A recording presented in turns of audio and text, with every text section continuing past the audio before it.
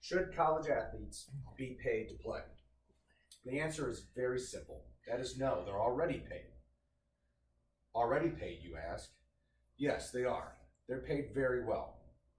They're paid with full ride scholarships. They're paid with room and board. They're paid with tuition.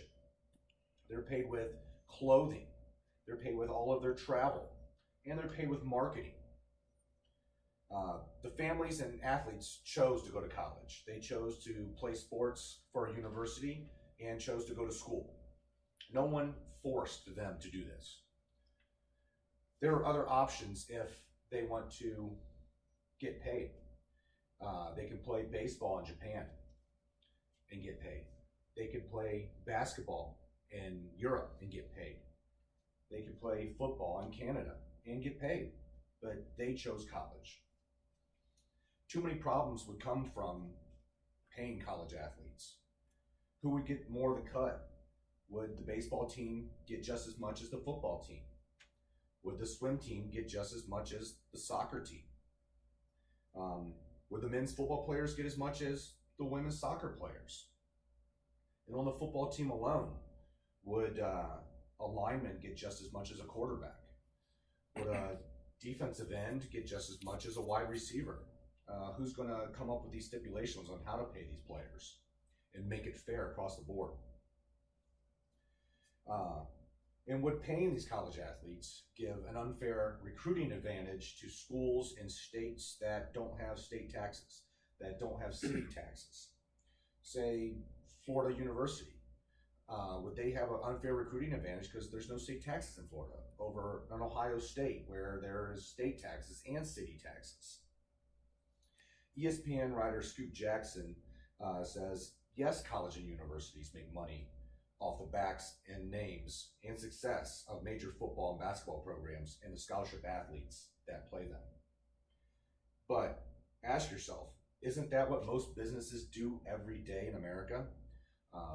My boss makes money off my hard work, and he makes a lot more than I do.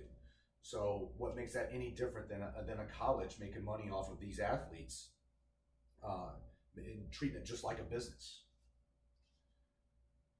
The money these colleges make just doesn't go into the dean's pocket. This money is paid for world-class training facilities. It pays for 108,000 seat stadiums, the maintenance and upkeep on those stadiums to make sure that these athletes have the best possible facilities to use. It pays for the coaching staff.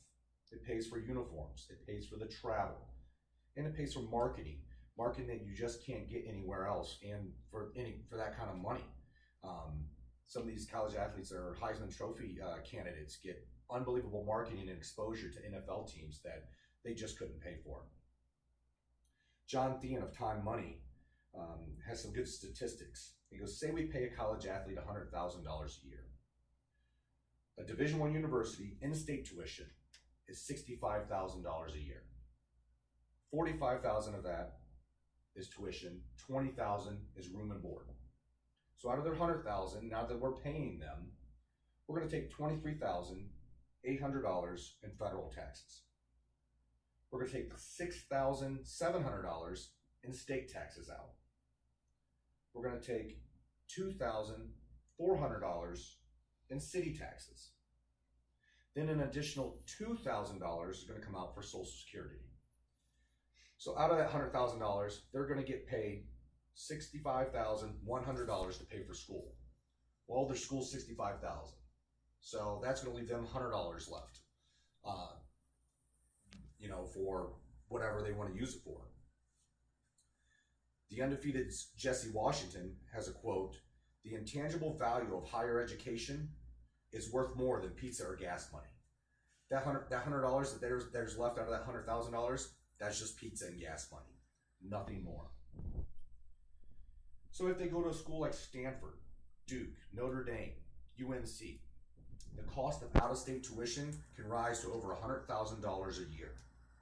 Isn't that payment enough for these kids? And if we were to pay them and no longer be amateur athletes, they would just be another pro athlete. The degree that they will get from these prestigious universities will do more and open more doors than any amount of money will. That's it. Show the rest of